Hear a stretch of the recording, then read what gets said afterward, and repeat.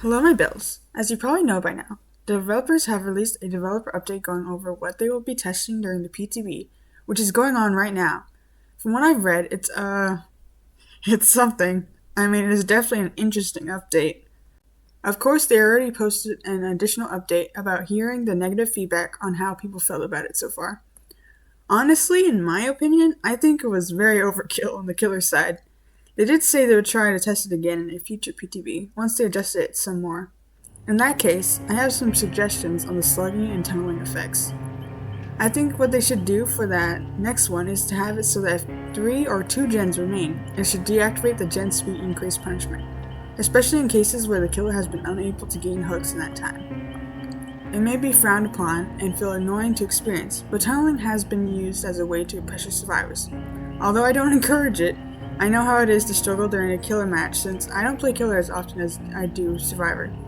I'd say if the developers really wanted to encourage not to use that as a tactic in the game, they could try to give the killer a speed increase or something after failing to secure a hook after a certain time. Like if 2 generators had been finished. But of course, it would have to be deactivated after a certain time so that it can't be stacked on purpose. As for the slugging change, it should also deactivate after 2 or 3 gens have passed, or perhaps if the killer has hooked at least every survivor once. If they do, it should change back to how it normally is. This way it encourages the killer to go after another survivor without tunneling and prevent slugging at the beginning of the match. For the tunnel penalty, they should decrease the speed increase and allow the killer to at least kick generators, but gen regression perks will deactivate or will work at half its power. I was also kind of hoping they would make the game more beginner friendly, since if you have no prior knowledge about the game or how the killers plus perks work, you quite frankly will struggle to play during matches after some time.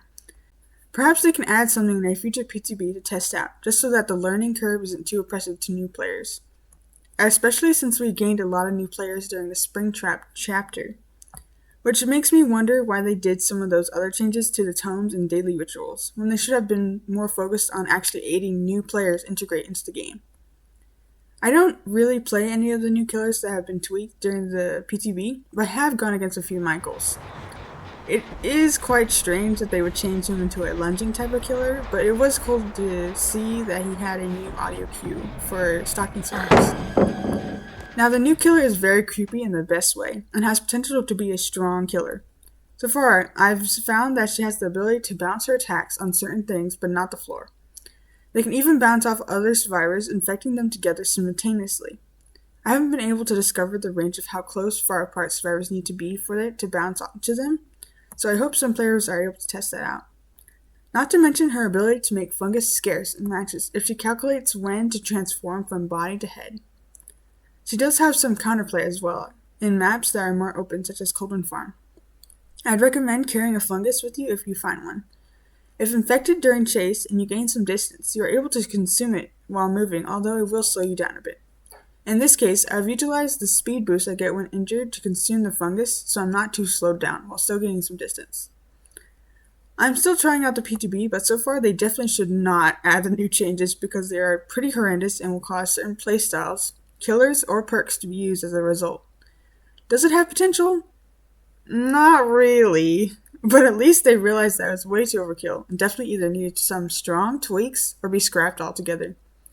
I did input some suggestions, but I would understand if they are not that great. Again, they are just some opinions, so you can take them with a grain of salt. This video was going to be posted last week, but I hadn't realized the day of the PTB was sooner than I thought, so I had to scrap some of my previous ideas, as well as test out the PTB to see how the developer update would be like. Obviously, it wasn't the best, but I did enjoy playing against the new killer and testing out the new survivor. Well, that's all for me in this video. Props and thanks towards my thumbnail artist, Daisy.